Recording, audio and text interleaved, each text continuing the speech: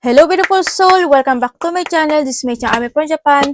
Kabayan Leo.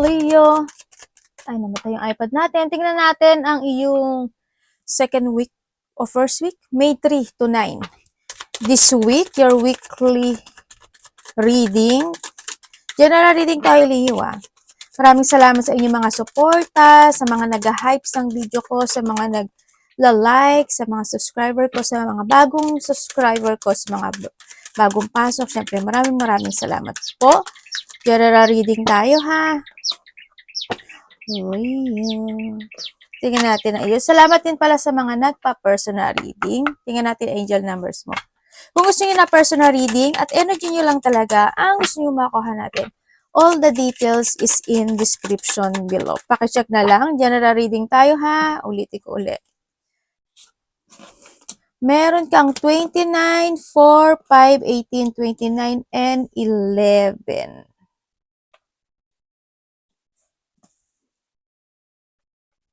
Meron kang Virgo, Libra, Cancer, Taurus. Okay, tingnan natin. Mamaya na tong iyong angels numbers. Yan, may angels number tayo, syempre. For this week, your angel numbers mo kailangan mo malaman din. And nandito yung point na mas more kang nagkakaroon this time ng growth. Kumbaga na handun yung point na nagkakaroon sa iba ng mga awakening, o kaya spiritual awakening, o kaya spiritual growth sa iba sa inyo. May mga sitwasyon ka na nire-recover, o may mga sitwasyon na magkakaroon na talaga ng growth in some aspect of your life. May mga positivity ako na nakikita sa iyo, no? Pwede may mga gagawin ka na kasi para magkaroon talaga ng positivity sa buhay. Pwedeng nahandong sa point na yun. You're starting new beginning to your life. Or sa iba sa inyo is yung mga gagawa na kayo ng paraan to grow something into your life. Pwedeng nahandong sa point na yun. Mas magiging more on confidence ka na, mag-focus ka na sa mga purpose mo sa buhay, ibabalik mo na yung sigla mo, or mag-focus ka na talaga sa mga main concern mo this time. Pwedeng nahandoon sa point na iyon, kumbaga nahandoon yung point na magkakaroon, maaaring maninindigan ka na, or mag-take it action ka na. Parang, alam mo yung kahit na parang nahihirapan ka, pero pipilitin mo yung sitwasyon. May mga ganong sitwasyon ako nakikita sa iyo. May mga pusa ba kayo, aso? And nandito yung point na sa iba sa inyo is may mga sitwasyon na nakapagpapahatak sa inyo sa nakaraan. Pwedeng nahandon sa point na yun, Hindi ko alam kung saang bagay o saang sitwasyon yan. Andito rin yung point na magkakaroon ka ng questioning or quarrel or quarrent sa isang babae. Baka may tatanong siya sa'yo, pwedeng kapamilya mo siya, or pwedeng a person who's connected sa'yo, ganyan. Or meron din dito ako na nakikita na maaring tao na against siya talaga sa'yo. Pwedeng naiinggit siya sa'yo, hindi ka niya gusto, kumbaga nagbabait-baitan siya sa'yo, or pretending, o kaya is hindi ka lang niya trip, mga ganun sitwasyon, or maybe ikaw ito sa kanya. Andito rin yung point na magkakaroon ng mga conflict. Malaki man o maliit yan, pwede may mga pag-uusapan or makaka-receive ka ng hindi ka magiging masaya, or sa iba sa inyo mga conflict situation talaga, mga ganon, may mga pagdedebate, sitwasyon, o may mga pagdedebatehan o mga pag-uusapan tulad ng sabi ko kanina, 'di ba? Sa mga bagay na mga gusot, problema, mga need to take it action, pwedeng magkakaroon ka ng connection sa tao na ganon, no? Or ikaw ito sa kanya. Pwedeng may magkakaroon ng pag-uusap na about sa related doon. Or may hando yung point din sa iba sa inyo na may tao, kasi there's a pain. Hindi ko alam in what way yung pain. Kasi maraming klase ibig sabihin ng pain. Pain when it comes sa mga physical activity na ginagawa mo, sa trabaho mo, sa tao na makakasalumuha mo, kumbaga yung mga tao, o kung sino man yun, o yung mga tao, mga ikikriticize ka nila, may mga masasabi, mga bubusitin ka nila, iinisin ka nila, pwedeng nahandun sa point na yun, no? Or handun yung point, basta there's a pain, ako na nakikita sa iba sa inyo. Handito yung point din na mas magiging more on focusing and mas more on dedicate ka sa mga bagay na gusto mo nang isaayos this time or kinakailangan, ang sinasabi rin dito. Sa iba sa inyo, maaaring nasa bahay lang kayo. Pwedeng Pwedeng yung trabaho mo nasa bahay o yung iba sa inyo is mas gusto mo talaga sa bahay o wala kang trabaho, sana lahat may trabaho, 'di ba? Yan, baka sa bahay lang talaga yung trabaho mo. Or nandun yung talagang pagiging more on private mo this time, pwedeng nandoon sa point na yon. Nandun din yung point na nagkakaroon yung iba sa inyo or you need, no? Putting boundaries. Kailangan mo rin kasi na ano you need to put a guard sa sarili mo. Maraming klase ibig sabihin, no? Putting a guard. Putting a guard will come sa ibang tao, putting a guard sa sarili mo na huwag masyadong magastos o kaya magtipid o magtiis, mga ganun sitwasyon. Ako nakikita sa iba sa inyo. And then also, sa iba sa inyo is kung kinakailangan nyo na daw na mas maging very low, kasi medyo pasaway ata yung iba. Hindi ko alam in what way yung pasaway. Pwedeng sa paggasos o sa mga iniinom o kinakain, pwedeng gano'n. O kaya gagawin, hindi gagawin, gagawin, hindi gagawin, actionan, di actionan. Pwedeng nahado sa point, mini-mini mo or on and off action. Pwedeng nahado sa point kung kailangan nyo na talaga na mag-exercise, mga activity dapat gawin. Sorry Teka lang. Ayun na. OMG. Yun na nakikita ko sa inyo is needed. And then also, magkakaroon ka ng connection sa taong malapit sa iyo. Nakaniilang ko. And sorry Pwedeng tao sa nakaraan. Pwedeng ka relasyon mo. Pwedeng ka mag-anak mo. Hindi ko alam in what way siya kukonek, either to a text message, either to your telepathy, o kaya sa panaginip mo, or makikipag-communicate ka sa kanya, or makikipag-communicate sa sayo. Handito rin yung point na kung ano daw yung ginawa mo sa nakaraan o ginawa mo in the past, yun daw yung harvestin mo. Kasi there's an harvesting situation din ako nakita. Halimbawa, nagsipag ka sa nakaraan. Halimbawa lang, and then you will harvest plenty of blessing, di ba? O kaya naging mabait ka sa nakaraan o sa mga nangyari in the past. And then, more blessing to come. Mga ganun. Basta may mga karma from the past situation. Ako na nakikita sa iyo. So, ibalik mo na daw yung dating ikaw, sabi dito. Hindi ko alam mo. May mga bagay daw na kailangan mo na talaga na panindigan or manindigan. Yun ang sinasabi dito. Tingnan natin. Ay, ano to? Sorry. Montek na ate. Ay, ganda. 777, 4 kasi ano siya, syempre, lucky yon. Pagkatatlo lang, syempre, yung isa, magsisikap ka. We have the 77, apat na 7, 1414. It is a light it up, oh. Oh, di ba? Sabi ko sa'yo, may spiritual awakening ka, oh. Like I told you. Magtiwala ka daw sa gut feeling mo, sa instincts mo, o sa intuition mo. And there's a big break coming sa'yo. Congratulations! Magkakaroon na talaga ng progressing, moving forward, and ito na, magbabago na yung buhay mo. Andito na yung point of innovation, the level up. Sabi ko sa iyo, di ba? Leo 2.0.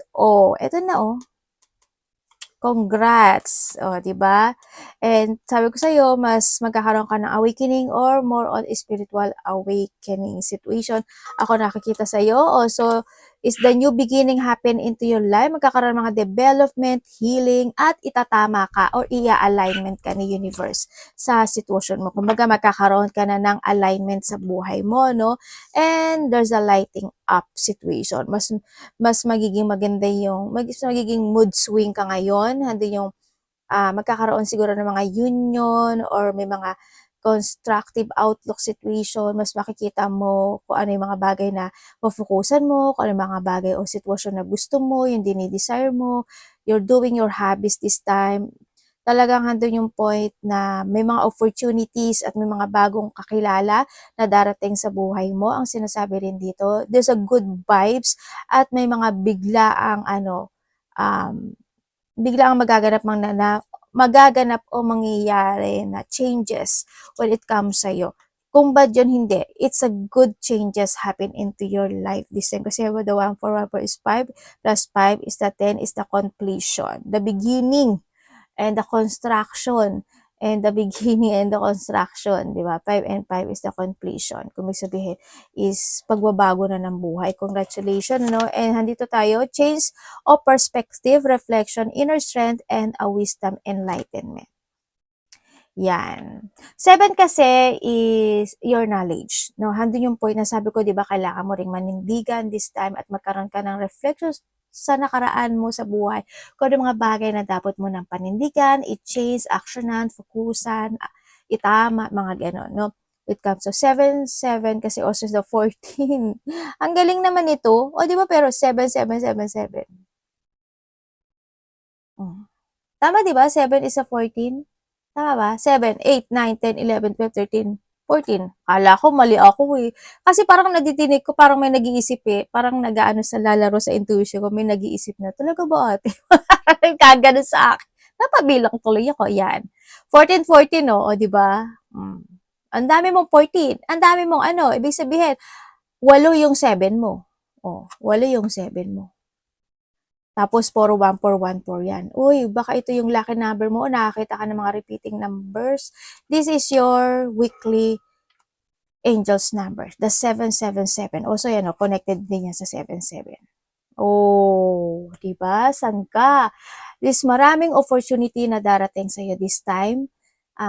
Leo, ano, maraming opportunity na darating sa'yo and kailangan mo talagang pag-isipang mabuti. Huwag kang pabigla-bigla, huwag kang magiging impulsive ang sinasabi dito and may mga bagay daw ka na kailangan mong i-change yung iyong pananaw sa kinabukasan, pagkaroon ng reflection sa nakaraan. There's a need for a change for perspective on whatever has taken over you now.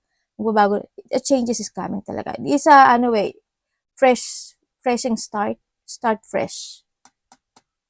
Ito. Start fresh. And ito na rin yung point. If you want to succeed, you need to keep going down the road you're on. Reach for the wisdom within, yung nakatago sa'yo, and then you'll just know what the right next step is. O, diba? Light up.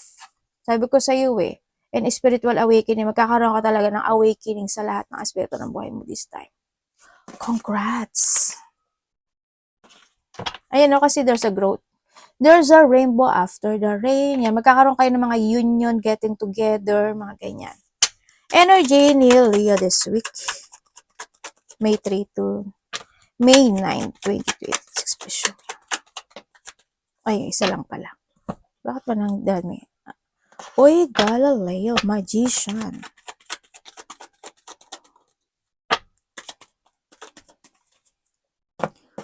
Okay. Your energy. Energy mo this week, ang nakikita ko sa'yo dito is nahandoon na yung point mo na marami ka nang minamanifest this time. Yan. Also, this is the beginning of your life. Ang gagawin, ang nakikita ko sa'yo energy dito sa'yo is gagawin mo yung lahat to develop something into your life. Hando na yung point na may magkakaroon ka ng mga bagong idea, may mga bagong opportunity na papasok or idea sa'yo or mga bagong opportunity ka na gagawin. Makakaramdam ka this time ng kasiyahan. Ang nakikita ko dito with comes to your energy. And then also, handun na yung point of joy na mararamdaman mo. And nakikita ko rin dito na you try to make it balance any situation into your life. Nandun ka na sa point na pagbabalanse at pag-iisip. Parang handun na sa point na magkakaroon ka ng kamalayan into yourself. Kung ano yung mga bagay na umpisahan mo, fufukusan mo, a-actionan mo, if gagawin mo, if force mo, nandun ka na sa point na yun. No? You take it action, magiging very creative ka this time. Andun din yung point of may mga bagay na magko-concentrate ka na this time, na nandun sa point na yung iba, and gagawin mo yung bagay na imposible. Making things happen. Parang gagawin mo yung imposible, gagawin mo posible. Parang nandun sa point na iyon sa nakikita ko sa'yo. Energy mo yun, mas more kang mas more mong gagawin yung success into your life this time. Yun ang nakikita ko sa ito. So, iba sa inyo, maaari magpo-focus na rin kayo sa sarili niyo this time? Or may mga tao ka na makakausap, or kakausapin, na makapagbibigay sa iyo ng saya, or makakareceive ng mga news, connection, or may mga tao na magbibigay sa'yo ng suporta, pagmamahal, at mararamdaman mo yung joy, yung happiness, yung saya, no? Pwedeng nandun sa point na yun, or ikaw ito sa kanila, no? You giving, magbibigay ka ng mga advice, tulong, understanding, or kung ano man yan na willing to give ka sa kanila, no? Yun ang nakikita ko sa iba sa inyo. Tingnan natin ang iyong parating. Parating kay Leo.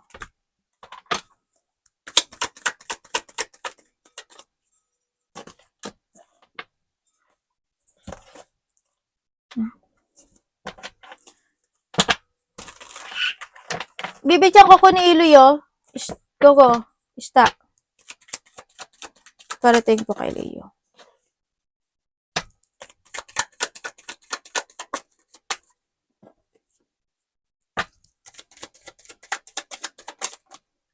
Magician uli, oh. Okay, parating sa iyo. Uy! Talaga. Okay, parating sa iyo, Leo, is merong revelation. Sabi ko rin. Merong ikakagulat, ikakabigla, or ikakashock na isang sitwasyon sa buhay mo na magugulat ka, or pwedeng may malalaman ka na isang pasabog na sitwasyon, yun, or may malalaman kang katotohanan, pwedeng sa iba sa inyo, ganon. And sa iba naman sa inyo, maaring nandun na rin yung point na mag-action ka talaga this time. Yun. Good news is coming, happiness, fulfillment, and achievement. Abundance also is coming. May mga sitwasyon daw na i-force mo na this time. Kasi tingnan mo, dito si Magician, dito rin si Magician, diba? Parang alam mo yung point of magical situation na dun sa point na yun. Parang magkakaroon sa iyo ng miracle situation. Ay, parang naano ko sa iyo yan. Yan ba yung ano ko sa iyo nakaraan?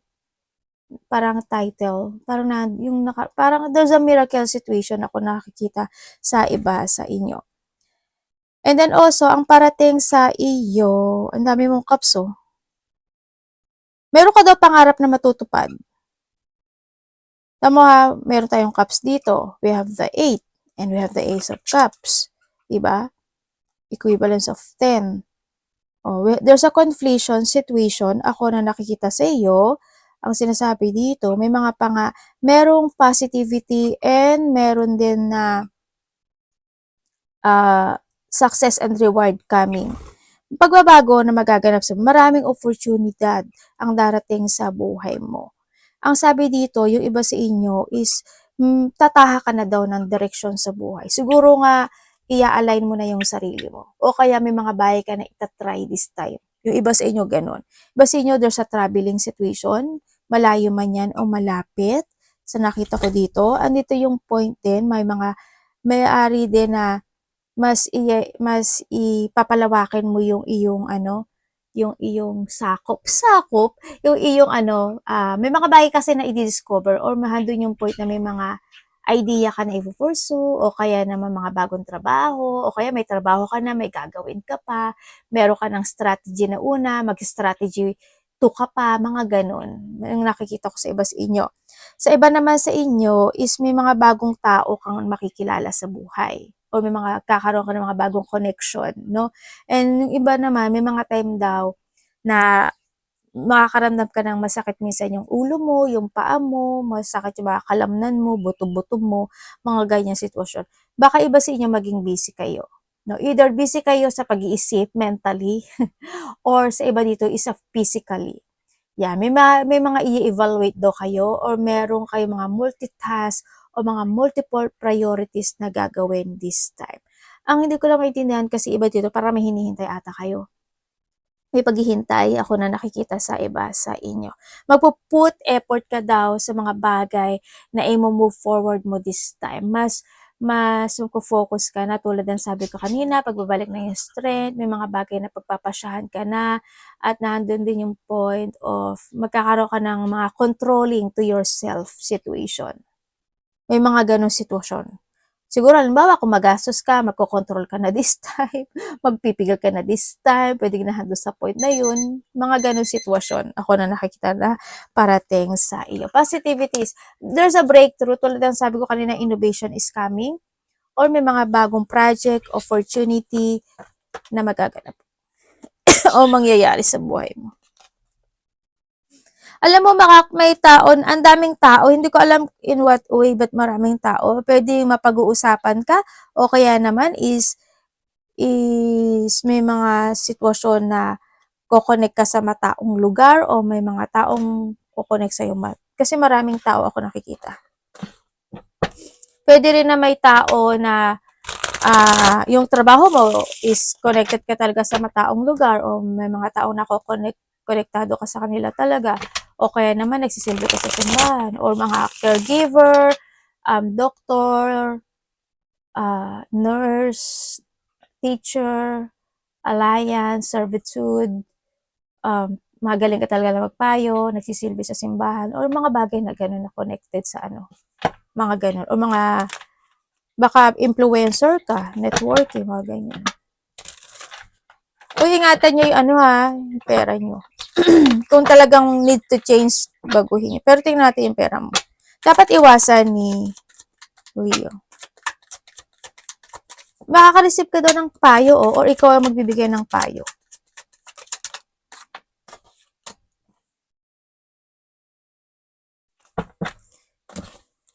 Okay. Dapat po iwasan. Okay, Leo, ang dapat mong iwasan. Okay, dapat mong iwasan. Ang nakikita ko sa dito, siguro yung yung makipagkompetensya. Yan, iwasan mo yung makipagtalo, conflict, o kaya is yung mga sitwasyon na pwede mo ika-struggle, ika-burden, maging problema, ganyan. Andun yung point na yon. Ang sinasabi rin dito, wag mo akuin yung hindi mo naman responsibilidad. Hindi ko alam bakit. Pero okay lang yun. It's your life naman, di ba? Di ba? Basta control ka lang. Iwasan mo din, syempre mga tao na, alam mo yung pambubuli o mga taong binubuli ka, hayaan mo na sila. Mapapanis din ang mga laway nila at masasabog din ang utak nila kaiisip pagdating sa'yo sa pambubuli. O di ba? Ako na talaga parang sinumpa ko talaga, di ba? Di ba? Ang sama talaga ng bibig ko rin no? Yan, yung umiwas ka lang sa mga ganyan o umiwas ka sa mga ikaka-conflict mo, ganyan. Iwasan mo yung mga tao na may masamang pakay sa'yo. Basta mag-focus ka lang sa sarili mo. Iwasan mo ma-lack of energy ka, ma-lack of idea ka, ma-lack of creativity ka, mapanghinaan ka ng loob, or maging maiksi ang pasensya mo. Tsaka yung katamaran na, ganyan. Kung kinakailangan mo talaga na maging open-minded sa lahat, ganyan.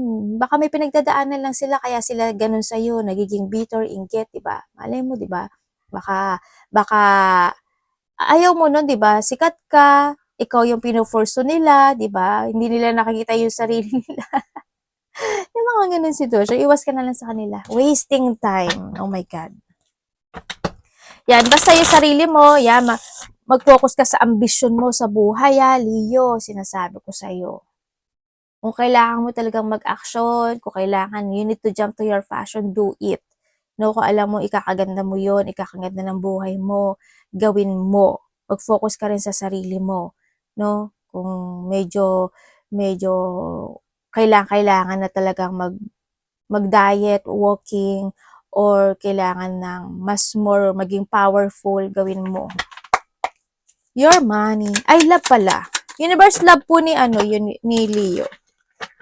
Kapatid, anak, magulang, karelasyon, kaibigan, pamilya, sino man itong love ni Leo, please show me.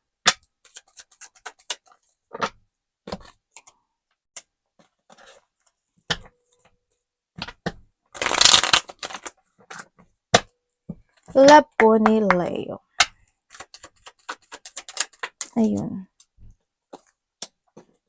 Okay. Kung ikaw is single, alam mo, Leo, attractive ka naman eh. As in, you are attractive. Okay, kung single ka, yes, meron. Pwedeng may isa hanggang dalawa. Yung isa dito, pwedeng yung isa doon, may lihim siyang nararamdaman sa'yo.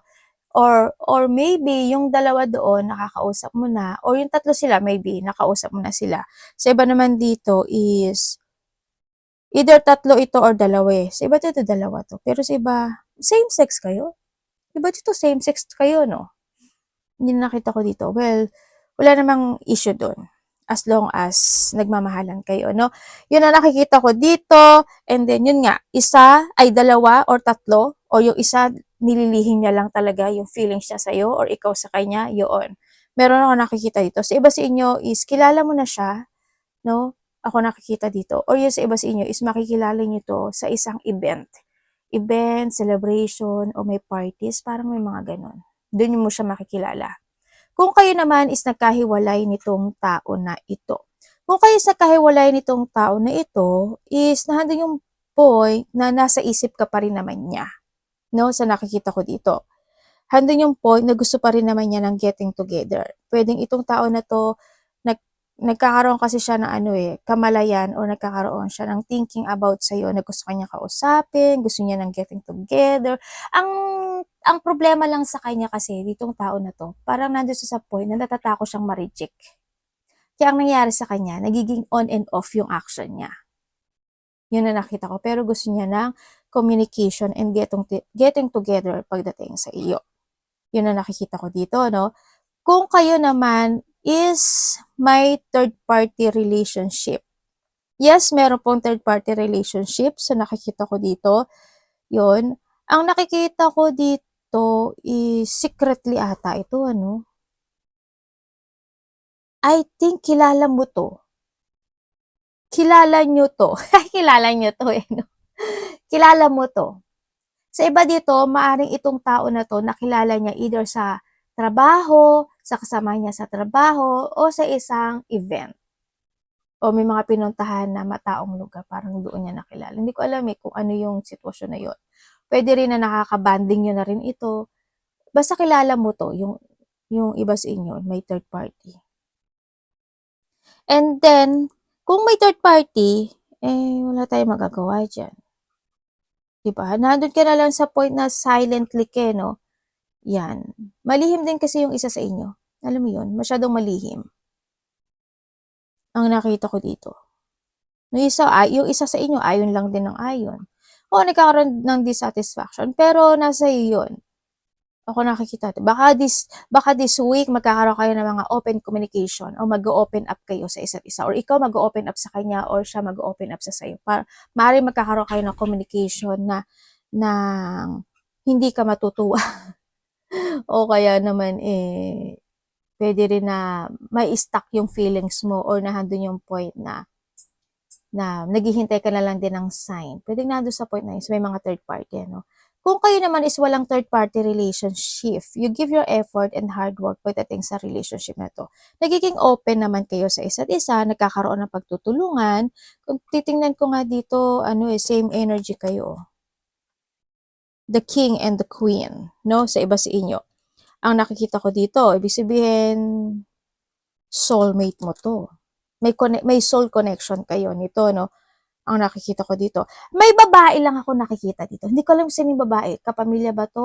Or a person na medyo against pagdating dito sa connection na ito?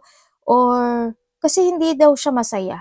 Ewan ko bakit. Sino yung babae na yun? May babae ako nakikita. Or pwedeng ikaw ito sa kanya. Pero may babae ako nakikita. Kasamahan sa trabaho. Basta may babae eh. Yung babae na to parang dismayado siya or hindi ko alam kung bakit ganito siya. But maybe there's a distraction pagdating sa connection na to na mga walang third party. Pwedeng kapamilya, kaibigan, o may mga nasasabi, mga ganyan sitwasyon. Kung sino man siyang babae siya. Babae kasi nakikita ko. May babae at lalaki din naman. Pero yung babae kasi medyo matalas yung isip niya pagdating sa connection na ito. Yung isa kasi na lalaki na nakita ko parang umaayon siya sa sitwasyon, parang nando sa point na yun. Tingnan natin ang iyong money. Well, babae man o lalaki siya. Yan, kung sino man siya. Sa side mo or sa side niya. Your money, Leo. This week, money po ni Leo this week. Anak, hindi ano makita ni mami. Ang gamin na.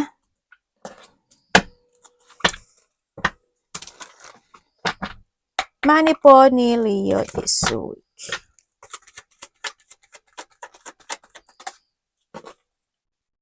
Ay.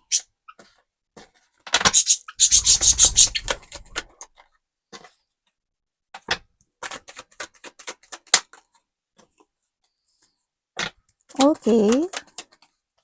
Thank you po. Okay.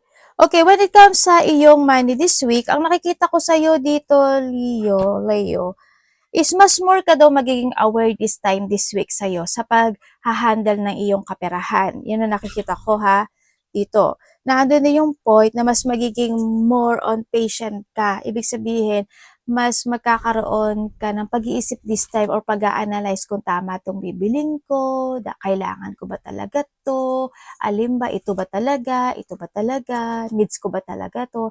Magkakaroon ka daw ng ganon sa nakikita ko sa iba sa inyo, no? And then also, is there's a new horizon happen into your life pagdating sa iyong kaperahan. Maybe you learn from the past situation, kaya napag-isip mo ngayon na kailangan mong i-evaluate yung mga bagay-bagay pagdating sa kaperahan, or you need ano, yun na nakikita ko sa iba sa inyo. And then, ang nakikita ko rin is, pwedeng kung sa iba is, kung may mga sa paggasto, siguro related to sa mga traveling situation, malayo man o malapit, pwedeng nandun sa point na yon. Sa iba sa inyo kasi you need to be aware daw. Pero there's a new horizon happen into your life. Ganon. Ang magiging ano ng takbo ng pera mo kasi ngayon is balancing. Yan. Baka this week mas magiging balanse yung pagkocontrol mo this time sa iyong kaperahan, no? Ano yung thinking talaga pagdating sa paggastos mo this week sa nakikita ko dito. Pero you need to be aware din. May hinihintay ka raw. Hindi ko alam kung connected siya sa trabaho mo or connected yung pera doon, but you're waiting, sabi dito. Yan, may mga hinihintay ka raw na sitwasyon. Or iba dito is kailangan nyo daw magkaroon ng progressing, no, pagdating sa pagpapatakbo ng iyong kaperahan. Yun ang sabi. Baka iba sa inyo is magiging busy kayo, mag-a-action na kayo, may mga i-force na kayo, pwede na doon sa point na yun. Yun. Basta always have a clear path and positive destination pagdating sa pera. No? May mga instant opportunity na darating sa iyo, oh. As in, meron. Ako nakikita dito. Parang may mga pag-iipon na kulang. May nag-iipon dito, parang sinasabi nyo, kulang pa, hindi pa sapat, ganito. Yan. Yung nakikita ko dito. Ingatan nyo lalay pera nyo, ha. Kasi 'di ba sabi dito, change, 'di ba? Kailangan mo ng strategy and bagong pananaw sa kinabukasan, mga bagong plano. Sacrifice is needed. Arigato namaste, God bless.